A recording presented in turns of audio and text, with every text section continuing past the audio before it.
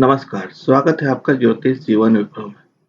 पिछली बार आपने वास्तु श्रृंखला में भूमि चुनाव के संदर्भ में जाना था। गज, पृष्ठ आदि भूमि के प्रकार के बारे में जाना था।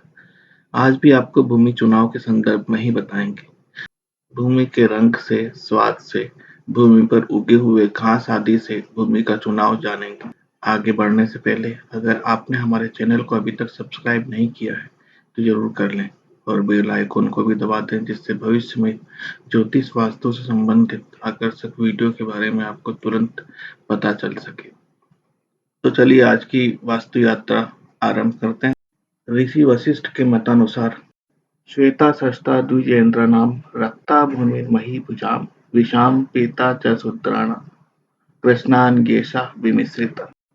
अर्थात ब्राह्मणों को श्वेत वर्ण वाली भूमि यानी सफेद मिट्टी वाली भूमि, क्षत्रियों को रक्त वर्ण वाली भूमि यानी लाल मिट्टी, वैश्य को पीत वर्ण वाली भूमि यानी पीली भूमि और शूद्रों को कृष्ण वर्ण वाली भूमि यानी काली मिट्टी, अन्य वर्गों को मिली-जुली भूमि ग्रहण करना चाहिए। यहाँ पर ब्राह्मण मतलब लेखक, पुजारी, अध्यापक, वैज्ञानिक आदि या इससे मिलते-जुलते कार्य वाले संस्थान जानना चाहिए, समझना चाहिए। क्षत्रिय से हमें समझना है सैनिक, सेना विभाग, रक्षा विभाग, सरकारी तंत्र में बड़े अधिकारियों के लिए। वैश्य से हमें जानना है व्यापारियों को, बिजनेसमैन को, बड़े व्यापारिक संस्थानों को, वित्त विभाग को आदि। शूद्र से हमें समझना है मेहनत मजदूरी करना, मतलब वे लोग जो खेती करते हैं, खेत में पसीना बहाते हैं, वे लोग जो कर्मचारी हैं या कृषि संबंधित कार्य करते हैं। कोई ब्राह्मण यदि व्यापार कर रहा है तो उसे पीत वर्ण वाली भूमि का ही चयन करना चाहिए, क्योंकि वह यहाँ कर्मकांड नहीं करेगा, अपितु वैश्य का काम करेगा। ईश्वर भक्ति नहीं करेगा, नफा नुकसान के बारे में सोचेगा। इसलिए उसे पीली भूमि का ही चयन करना चाहिए, जिससे उसके व्यापार में वृद्धि भी हो सकती है।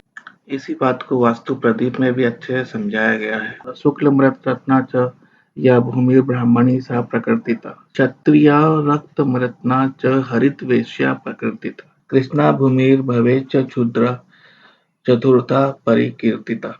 अर्थात श्वेत भूमि ब्राह्मण वर्ण की, लाल भूमि क्षत्रिय वर्ण की, वैश्य के लिए वास्तु प्रदीप में हरा रंग का प्रयोग में लाया गया है।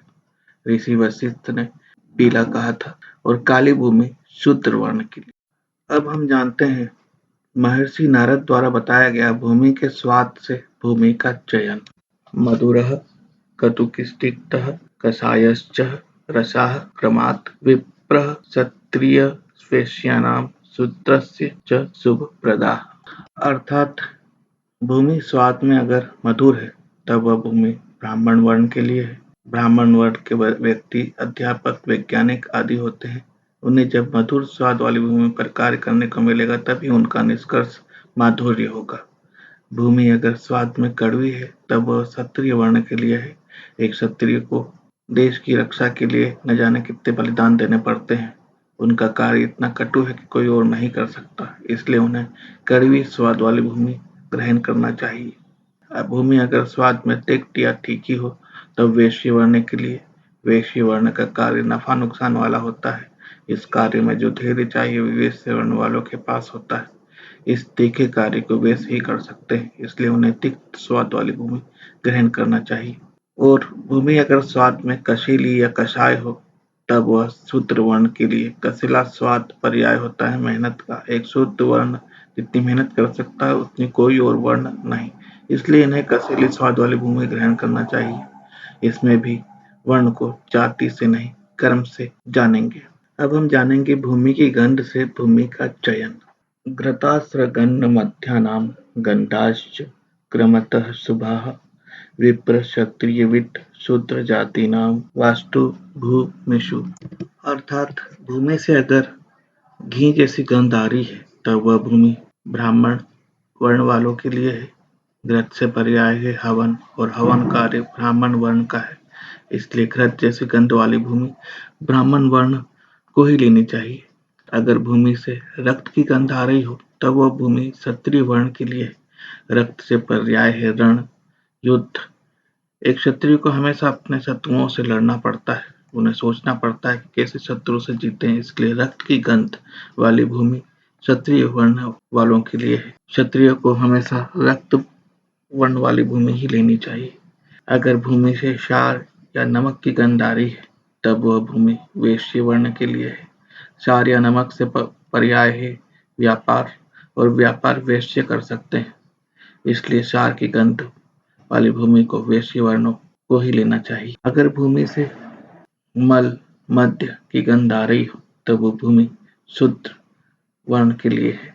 शूद्र का पर्याय है मेहनत, इसलिए पसीने जैसी गंध, मल मध्य तीखी गंध वाली भूमि शूद्र वर्ण वालों को ही लेना चाहिए।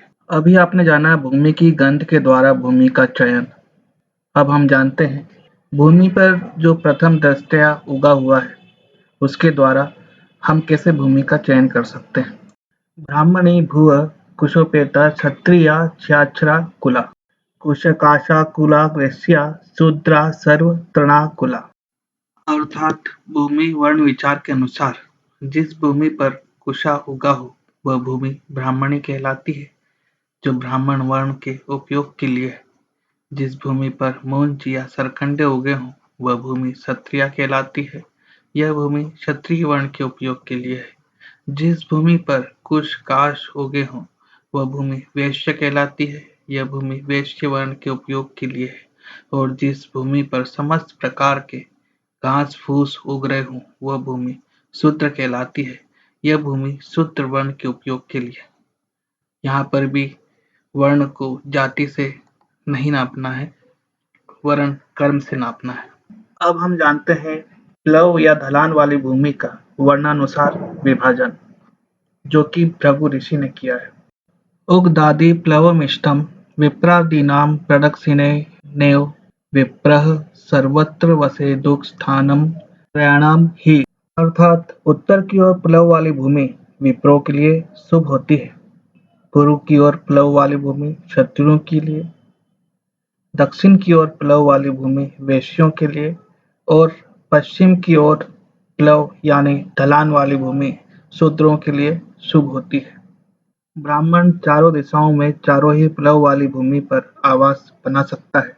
शेष वर्ण वालों को भृगु ऋषि के अनुसार निर्धारित दिशा और प्लव वाली भूमि पर ही आवास बनाना चाहिए। अभी आपने देखा कि हम आवास बनाने के लिए किस तरह से भूमि का चुनाव कर सकते हैं। भूमि के रंग से, भूमि के स्वाद से, भूमि के गंध से और भूमि के प्लव या ढलान से।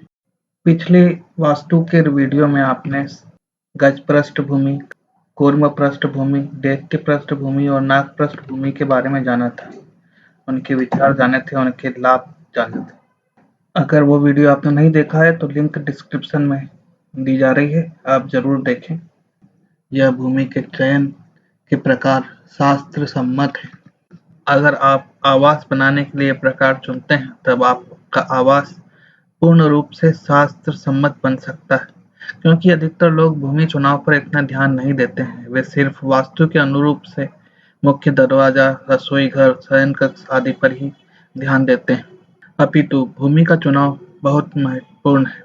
आगे आने वाले वीडियोस में आप देखेंगे कि भूमि के अंदर किस तरह से शल्य मतलब हड्डी, ढांचा आदि मिले तब क्या करना है। और भी अन्य आकर्षक और लाभकारी जानकारी के लिए देखते रहिए ज्योतिष जीवन वैभव। धन्यवाद।